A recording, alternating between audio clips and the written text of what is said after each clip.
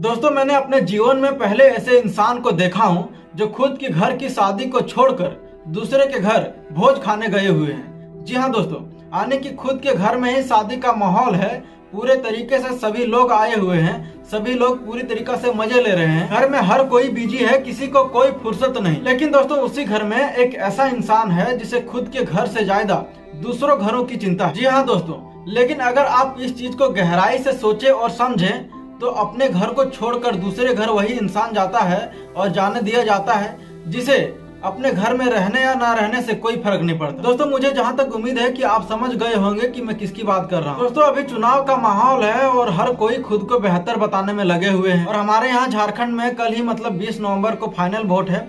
झारखंड में 2 चरण में वोट होनी थी। पहले चरण 13 नवंबर को हो चुकी है और जो बची है वो कल होगी। लेकिन दोस्तों, मुझे लगता है कि चुनाव से 2 दिन पहले माहौल कुछ ज्यादा ही गर्म हो गया। और गर्म नहीं बल्कि इतना गर्म हो गया है जिसे बीजेपी के कुछ नेता गर्माहट को नहीं झेल पाई और वो विदेश चली गई। दोस्तों, प्रधानमंत्री हो या फिर अमित शाह, इन लोगों के लिए चुनाव सबसे ज्यादा जरूरी है और चुनाव प्रचार सबसे ज्यादा जरूरी है। लेकिन दोस्तों, हैरानी की बात तो ये है कि अभी महाराष्ट्र में चुनाव का माहौल है, झारखंड में चुनाव का माहौल है और पूरे देश में हलचल मची हुई है। लेकिन वहीं पर प्रधानमंत्री श्री नरेंद्र मोदी जी चुनाव और चुनाव प्रचार को छोड़कर विदेशी दौरा पर निकल गए। वहीं दूसरी तरफ अमित शाह महाराष्ट्र के प्रचार प्रसार को छोड़कर दिल्ली आ गए। और ये 2 खबरें, अमित शाह का महाराष्ट्र से गायब हो जाना और मोदी जी का देश से गायब हो जाना, दोनों खबरें कहीं ना कहीं चौंकाने वाली। लेकिन दोस्तों, इसका असली कारण क्या है? मोदी जी अपने घर की शादी को छोड़कर दूसरे के घर भोज खाने क्यों गए हुए हैं? इसका रीजन वीडियो के आगे समझेंगे। लेकिन फिलहाल इतना समझ लीजिए, मोदी जी जब दूसरे देश जैसे कि यूक्रेन, इजराइल और रूस जैसे तमाम देश जाते हैं, वहाँ के बच्चे मर जाने या मारे जाने की खबर को सुनते हैं तो उनकी आंख भर आती है और उन्हें बहुत ज्यादा दर्द होता है। लेकिन वही सेम खबर और सेम घटना जब भारत में होता है, ऐसा लगता है कि मोदी जी को उनसे कोई मतलब ही नहीं है, उनको किसी बच्चे बूढ़े की चिंता ही नहीं है। लेकिन यूक्रेन और रूस के युद्ध में मारे जा रहे लोगों को लेकर मोदी जी को बहुत ज्यादा चिंता है। शायद इसीलिए मोदी जी ने वहाँ का वार रुकवा दिया, क्योंकि वहाँ के बच्चे बूढ़े सुरक्षित और सेफ रहे। लेकिन वही मोदी जी मणिपुर के आग को नहीं बुझा पा रहे हैं। आग बुझाने और घटना बंद करने की बात तो यहाँ तक दूर है, मोदी जी को इतना भी फुर्सत नहीं है कि वो एक बार मणिपुर में जाके देखे कि वहाँ का स्थिति आखिरकार कैसा है। मतलब ये रसिया और यूक्रेन का वार रुकाने के लिए विदेश जा सकते हैं लेकिन मणिपुर नहीं जा सकते। दोस्तों, मैं इसी बात पर मोदी जी से पर्सनली कहना चाहता हूं कि मोदी जी आ जाते, क्या दिक्कत है? मुझे जहां तक लगता है कि यूक्रेन की अपेक्षा में मणिपुर का भाड़ा भी कम होगा। मोदी जी जितना यूक्रेन और वहां के बच्चों के लिए हमदर्दी दिखाते हैं, अगर उनका 20% भी हमदर्दी मणिपुर के लिए दिखाते तो शायद अब तक मणिपुर शांत हो गया होता और उनके घर बेघर होने से बच जाते। लेकिन इसके बारे में कोई बात ही नहीं करता, क्योंकि इसमें कोई हिंदू मुस्लिम वाला मसाला जो नहीं है ना, जिसके कारण इस पर बात करने में हमारी गोदी मीडिया को भी शर्म आती है। क्योंकि हमारी गोदी मीडिया को चाहिए हिंदू मुस्लिम वाले मसालेदार खबरें, जिसमें किसी भी तरीका से हिंदू मुस्लिम को घुसाया जाए। अभी झांसी अस्पताल में जलकर 10 बच्चों की मौत हो गई और मोदी जी गए हुए हैं नाइजीरिया सामान अर्जित करने के लिए। अरे मोदी जी, क्या फायदा है ऐसे सामान और अवार्ड का? लेकिन क्या दिक्कत है भाई, ऐसे जान जाना हमारे देश के लिए तो आम बात है ना। इसके लिए हम अपना चुनाव प्रचार रोक दें क्या, या फिर विदेशी यात्रा करना छोड़ दें? अरे आज 10 मरे हैं, कल 20 मरेंगे,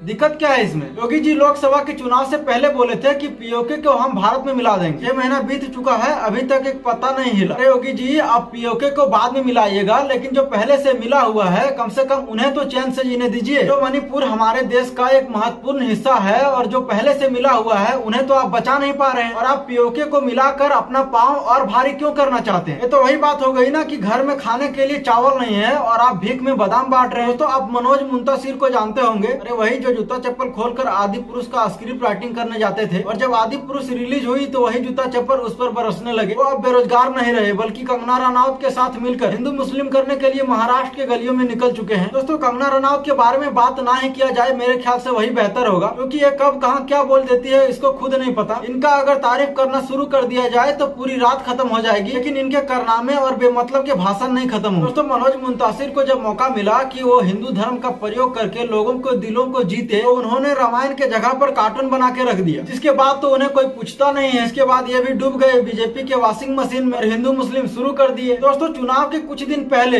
योगी जी ने हिंदू मुस्लिम के लिए एक नया नारा का आविष्कार किया था कि बटोगे तो कटोगे, जिसे प्रमोट करते हुए नरेंद्र मोदी ने कहा था कि एक है तो सेफ है। लेकिन इसका खुलकर जिक्र नहीं किया गया था कि आखिरकार इसका मतलब क्या है। लेकिन देश के हर एक बच्चे को पता था कि आखिरकार इसका रियल मतलब क्या है और ये हिंदू मुस्लिम के लिए ही कहा गया है। इसी का जवाब देते हुए राहुल गांधी ने एक हैं तो सेफ हैं का मतलब अपने शब्दों में समझाया है और उन्होंने एक बक्से में मोदी जी और अडानी जी का इमेज एक साथ दिखाया है और कहा है कि मोदी एक हैं तो सेफ हैं का नारा जनता के लिए नहीं बल्कि अपने लिए दिया। और साथ ही राहुल गांधी ने उस बक्से से एक नक्शा भी निकाला जिसमें उन्होंने दिखाया कि कैसे मोदी जी अडानी जी को एक एक करके सारे जमीन दे रहे हैं। और जब से इस चीज का खुलासा राहुल गांधी ने जनता के सामने किया है तब से कुछ बीजेपी के नेता हैरान हो गए और वे लोग इस भाषण का पूरी तरीका से विरोध कर रहे हैं। लेकिन दोस्तों मोदी जी और अमित शाह का प्रचार प्रसार से दूर हो जाना, देश से दूर हो जाना, मेरे अनुसार इसके दो ही कारण और दो ही पहलू हो सकते हैं। पहला तो ये कि मोदी जी और अमित शाह को ये एहसास हो गया है कि वो इस चुनाव को आसानी से जीत जाएंगे, इसीलिए चुनाव प्रचार प्रसार को छोड़कर आराम कर रहे हैं और मजे कर रहे हैं कि चुनाव तो जीत ही जाएंगे, झूठ का केवल हैरान क्यों होना। और इसका दूसरा पहलू इसका जस्ट अपोजिट हो सकता है कि उन्हें यह समझ आ गया हो कि अब की बार 2 कौड़ी का भाषण देने से कुछ होने जाना वाला है नहीं, क्योंकि अब सारी जनता समझदार हो गई है और वो मेरी भाषण को सुनकर वोट नहीं डालने वाला। हालांकि ये मेरा पर्सनल ओपिनियन है, मुझे विश्वास है कि जनता अपने हित और अपने फायदे के लिए ही वोट देगी। वैसे दोस्तों आप इसके बारे में क्या सोचते हैं कमेंट सेक्शन में जरूर बताइएगा। तो मिलते हैं नेक्स्ट वीडियो में, तब तक के लिए जय हिंद, वंदे मातरम।